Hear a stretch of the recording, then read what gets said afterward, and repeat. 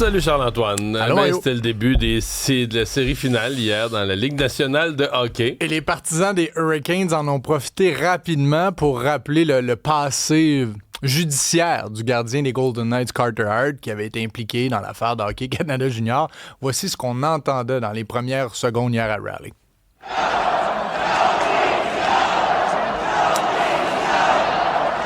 Traduction libre de No means no. Non, c'est non. Évidemment, particulier parce qu'il a cédé rapidement, mais il s'est ressaisi. Les Golden Knights ont gagné ce match. 5-4, la victoire, mais il y a un moment... il y a deux moments pour moi qui ont été intéressants. Parce que tu commences à écouter la Coupe Stanley, premier match depuis l'élimination du Canadien, t'as pas le choix de garder en tête un peu le CH. Et j'écoutais la présentation des joueurs, le 5 de départ sur la patinoire, et l'annonceur maison mentionnait l'expérience des joueurs. Et Jack Eichel, 9e saison, Jordan Staal, 20e saison. Et les 5 joueurs, 6 incluant le gardien, des deux côtés, c'était ça. 7, 9, 12, saisons dans la Ligue. 13 saisons dans la Ligue nationale de hockey. Ça a été un petit rappel pour moi.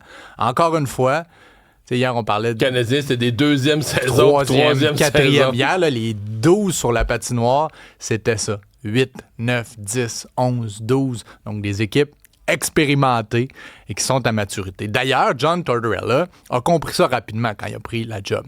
Hier, quand c'était 2-0 Hurricanes en première période, se servi d'un temps d'arrêt télé et en a pris un personnel. Donc, il y a eu une longue pause au banc des joueurs et ça a tout changé.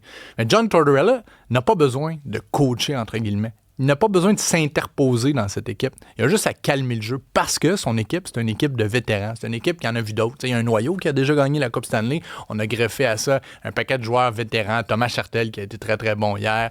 Jack Eichel. Donc, tu vois là, qu'il comprend que... Je pense que tu peux ajouter Mitch Marner. Oui, 100% qui a été excellent. Le joueur dont Toronto s'est débarrassé parce qu'en série, il était nul. Il a été sensationnel hier. Ça passe sur le troisième but de l'équipe. Son tir bloqué, peut-être par inadvertance. Là, peut-être qu'il passait dans la trajectoire du tir avec 2 secondes à faire, mais quand même, l'image était forte de lui qui bloque le tir. Donc, tu vois, c'est vraiment 2 équipes expérimentées, 2 coachs qui savent, qui n'ont pas besoin, rendu là, tu n'as pas besoin de virer le monde à l'envers. Tu as simplement à guider tes joueurs. Sauf que Tortorella, tout ça, a fait quand même un coach qui s'est ajusté. Vegas a changé son style de jeu, a commencé à frapper la Caroline, ce que les Canadiens n'avaient jamais fait. Et tout à coup, la Caroline, son jeu de ballerine ne fonctionnait plus. C'est un mauvais jeu de mots, mais on l'entend abondamment, c'est vrai. Contre les Hurricanes, il faut que tu navigues la tempête. Il y a toujours une tempête en début de rencontre. Hier, après une période, c'était la même chose que contre le Canadien. Là, c'était 12 tirs contre 3. Il arrive en vague, l'échec avant, tire au filet de partout.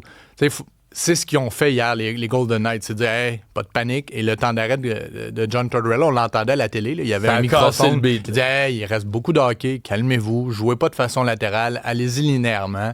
Et ils sont remontés. Depuis qu'il est en poste, là, je pense que c'est une 13e victoire en 20, alors que l'équipe tirait de l'arrière. Donc, on voit que c'est une équipe de vétérans.